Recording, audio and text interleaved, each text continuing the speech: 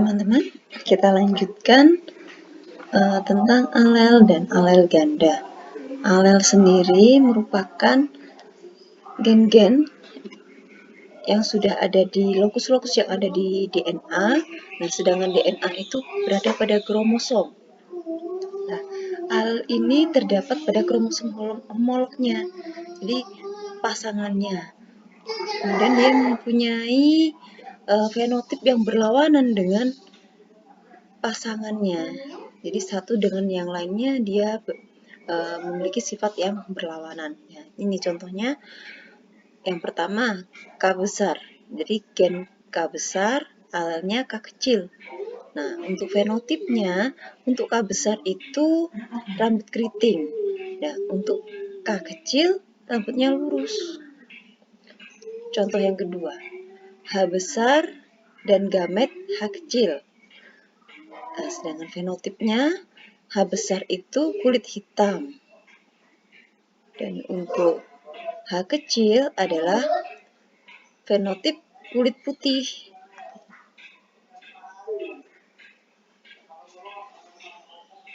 Selanjutnya DNA. DNA ini sudah tidak asing lagi pasti ya. Beberapa materi sudah kita bahas. DNA itu pertama kali ditemukan oleh F. Miser pada tahun 1869. Untuk eksperimennya, F. Miser ini menggunakan sel spermatozoa dan sel eritrosit burung. Nah, kemudian dari ini dinamakan nuklein dari temuannya ini. Nah, selanjutnya pada tahun 1880, Fischer menemukan zat pirimidin yang terdiri dari sitosin dan timin dan zat purin yang terdiri dari adenin dan guanin. Nah, dari penemuan tersebut dilengkapi juga penemuan dari Levin yang telah menemukan gugus karbon yang terdapat pada DNA, yaitu ribosa, gula deoksiribosa, dan asam fosfat dalam inti pada DNA maupun RNA.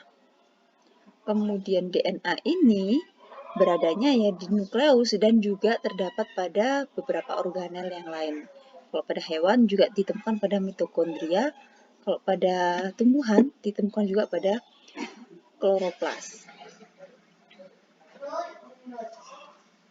Selanjutnya, asam deoksiribonukleat ini pada istilah bahasa Inggris disebut deoksiribonucleic acid. Kalau dalam bahasa Indonesia adalah asam nukleat deoksiribosa. Nah, di sini termasuk sejenis asam nukleat yang tergolong biomolekul utama untuk penyusun dari setiap tubuh dari organisme. Peran DNA sendiri di dalam sel merupakan sebagai materi genetik untuk menyimpan pesan agar dapat diterjemahkan ke bentuk-bentuk sifat yang ingin diturunkan pada suatu makhluk hidup, atau menerjemahkan suatu kode-kode untuk memerintahkan sistem kerja pada tubuh kita. Artinya DNA ini menyimpan cetak biru bagi segala aktivitas sel. Kemudian semua informasi yang terdapat di tubuh kita dari warna mata, jenis rambut, warna rambut, jenis kulit, kemudian bentuk hidung, struktur organ-organ di dalam, juga fungsi sel-sel kita ini sudah terkodekan dalam bentuk yang disebut gen yang ada di dalam DNA. Nah, ini gambaran dari DNA ya. Ini double helix, bentuknya seperti pita yang terpilin, kemudian dia terdiri dari dua bagian. Nah, ini yang warna biru itu adalah rantai deoksiribosa. dan juga asam fosfat. Kemudian yang di bagian tengah yang seperti anak tangga ini adalah basa nitrogennya yang terdiri dari basa pirimidin dan basa purin. Ada adenin dan timin dan juga guanin dan sitosin. Ini saling berpasangan. Jika diuraikan, molekul DNA itu seperti ini. Struktur DNA ini ditemukan oleh Francis Crick dan James Watson. Nah, ini susunannya. Yang warna merah adalah gula, deoksiribosa, kemudian ada gugus fosfat juga di bagian punggungnya, di bagian belakang, kemudian terikat oleh gugus karbon yang menghubungkan dengan basa nitrogen. Nah, sehingga bisa terhubung dengan untaian yang satu, jadi pita yang sisi sebelahnya.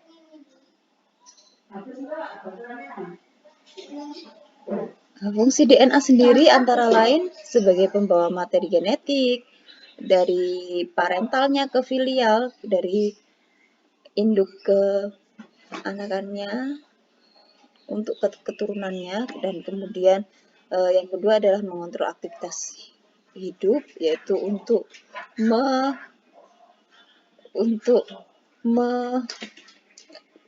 merintahkan sistem dan organ-organ ataupun kelenjar yang ada di tubuh kita. Jadi menerjemahkan serangkaian sistem kerja di dalam tubuh kita. Kemudian untuk melakukan sintesis protein, yaitu memerintahkan atau memberikan produk yang sesuai dengan kode-kode yang ada di dalam DNA. Kemudian sebagai autokatalis, yaitu DNA ini memiliki kemampuan untuk melakukan replikasi, jadi membentuk ulang dirinya dengan pesan yang serupa. Nah, selain itu juga sebagai heterokatalis, yaitu memiliki kemampuan untuk mendapatkan sintesis senyawa lain. Jadi dengan kode-kodenya tadi, dia bisa memerintahkan organ-organ di dalam tubuh kita untuk mendapatkan senyawa yang dibutuhkan oleh tubuh kita untuk melakukan aktivitas di dalam tubuh. Nah, selanjutnya penyusunan DNA. Untuk susunan DNA atau struktur DNA sudah kita tahu di slide sebelumnya tadi. Jadi DNA terdiri dari gugus gula, fosfat, dan basa nitrogen. Nah, untuk basa nitrogen sendiri terdapat dua macam, yaitu basa purin dan basa pirimidin. Ada basa adenin, timin, dan guanin dan sitosin. Selanjutnya, nah ini kalau digambarkan seperti ini. Ini terdapat gugus gula, deoksiribosa, dan fosfat. Di bagian belakangnya adalah fosfat. Ini gugus gulanya yang seperti segi 5, kemudian dihubungkan oleh karbon untuk terhubung dengan basa nitrogen. Nah, basa nitrogen ini saling terhubung dengan basa nitrogen yang lainnya, yaitu sini pirimidin dan satunya purin. Nah, dan sebaliknya, di sini satunya purin, satunya pirimidin. Nah, selanjutnya di sisi yang satunya adalah molekul gula. Molekul gula adalah deoksiribosa dan di bagian paling belakang di punggungnya itu sama-sama terdapat fosfat. Nah, berikut setelah kita tahu susunan dari DNA, serangkaian dari DNA, nah DNA tadi bisa atau memiliki kemampuan untuk melakukan sintesis diri atau membentuk ulang dirinya. Nah, proses ini terjadinya ada peranan enzim helikase, ada enzim polimerase, dan enzim ligase. enzim helikase tugasnya untuk membelah rantai DNA. Kemudian ada enzim polimerase, yaitu membentuk ulang atau menghasilkan mengcopy ulang bentukan dari rangkaian DNA sehingga bisa menghasilkan rangkaian DNA yang sama. Nah, kemudian ada enzim ligase, yaitu tugasnya untuk menyambung dari pita DNA yang terbentuk. Jadi dia bisa menyatu kembali sehingga bisa membentuk DNA dengan kode-kode yang sama persis dengan DNA yang sebelumnya. Selanjutnya ada macam-macam DNA replikasi, yaitu dengan cara konservatif, semi-konservatif, dan dispersif.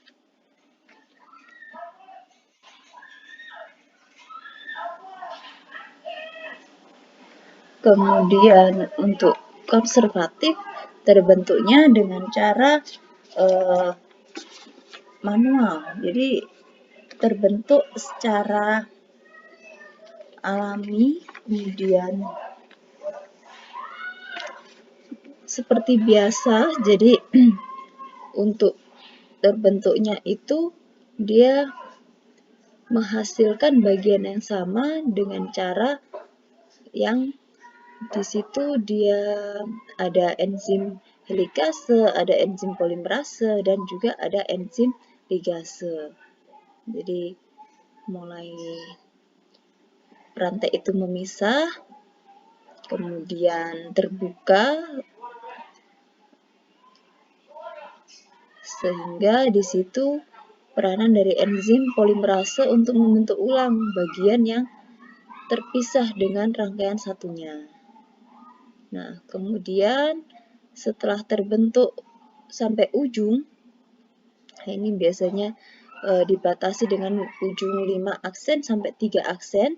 Nah, kemudian ujung itu disambung dengan enzim ligase. Sehingga terbentuklah rangkaian DNA yang terdiri dari gula deoksiribosa, fosfat, dan juga basa nitrogen.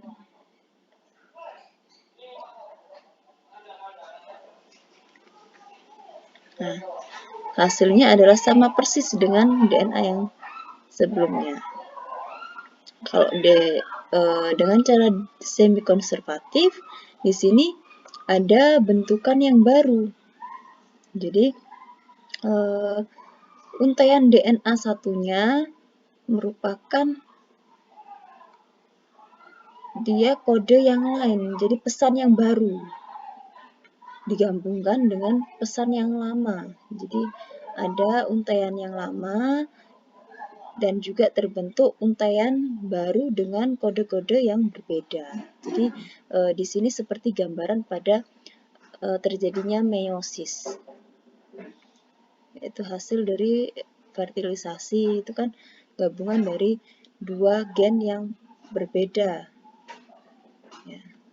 Kemudian ada dispersif. Nah, dispersif ini ada sisipan dari untaian-untaian DNA itu pesannya tidak sama dengan DNA yang asal. Jadi kemungkinan dari sini ini bisa terbentuk dikarenakan terjadinya rekombinan atau terjadi karena mutasi genetik. Atau terjadi kesalahan saat replikasi. Dia terjadi lipatan atau salah tempat pada saat menyambung. Nah, akhirnya terbentuklah DNA yang untaiannya tidak sama dengan DNA yang asal.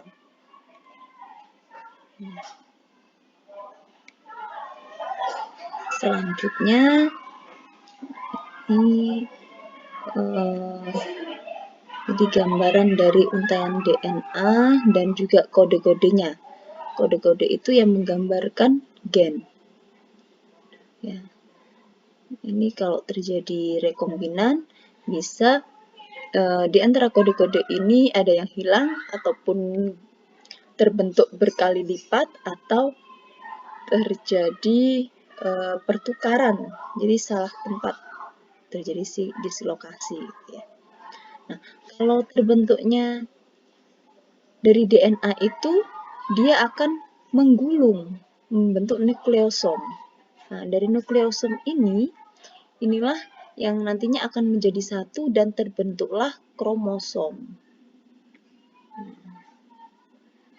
Nah, jadi kalau digambarkan proses sintesis protein pada saat fase transkripsi, jadi dari nukleosom itu dia dari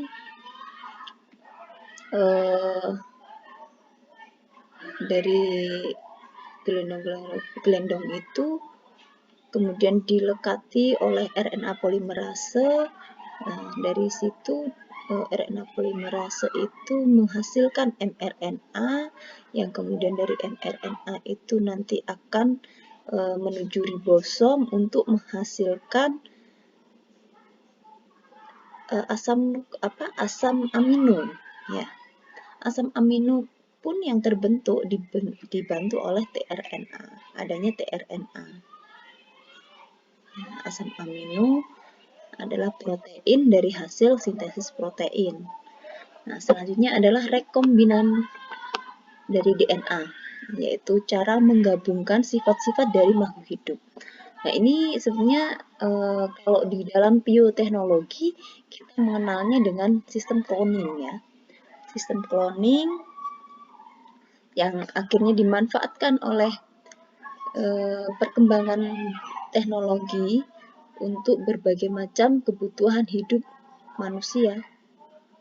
Nah, untuk teknik dalam rekombinan sendiri antara lain ada teknik mengisolasi DNA, ada teknik memotong DNA, yang ketiga adalah teknik untuk menggabungkan DNA, dan yang keempat adalah teknik memasukkan DNA ke dalam makhluk hidup.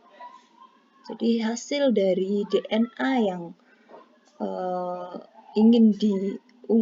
gen yang ingin dikembangkan itu nantinya akan dilekatkan pada untaian DNA suatu makhluk hidup, dan untaian DNA yang jadi yang digabung dengan gen yang diinginkan tadi akhirnya akan dimasukkan ke dalam tubuh suatu makhluk hidup agar dapat menghasilkan sel-sel yang baru dan dihasilkanlah organisme baru yang diharapkan.